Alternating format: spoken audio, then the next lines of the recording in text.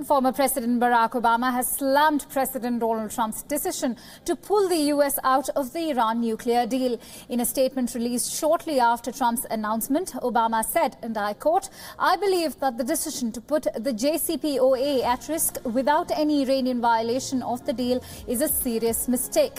Walking away from the JCPOA turns our back on America's closest allies and an agreement that our country's leading diplomats, scientists and intelligence professionals negotiated." Obama said the Iran agreement significantly rolled back Tehran's nuclear program and was a model for a possible deal Trump hopes to negotiate with North Korea to eliminate Pyongyang's nuclear weapons. It was during Obama's presidency that the JCPOA was negotiated and implemented during Obama's presidency.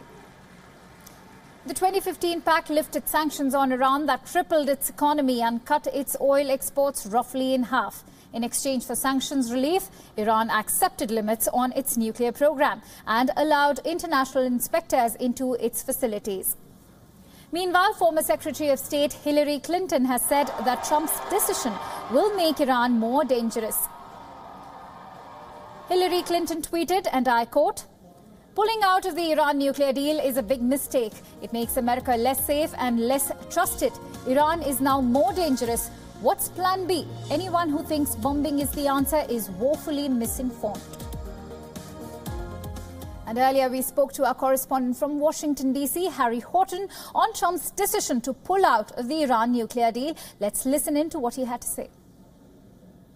Well, that point you make about Iran being able to make a nuclear weapon in a short period of time, that is one of the key questions that people have been asking the Trump administration over the past few hours. And we haven't been able to get a clear answer because it seems from reading the Iran nuclear agreement that Iran would not be able to develop a nuclear weapon until many of the so-called sunset clauses in the agreement expire. And that's not until the year 2030. So how exactly President Trump can justify that point in saying that Iran can develop a nuclear weapon in a short period of time? It's not clear exactly where that justification comes from. The other criticism here in Washington of the Trump administration is that they haven't got any sort of plan B to fall back on. Yes, a lot of people accept that there are flaws in this deal, that it wasn't perfect in any way. But what now? What happens now? How do you try and prevent Iran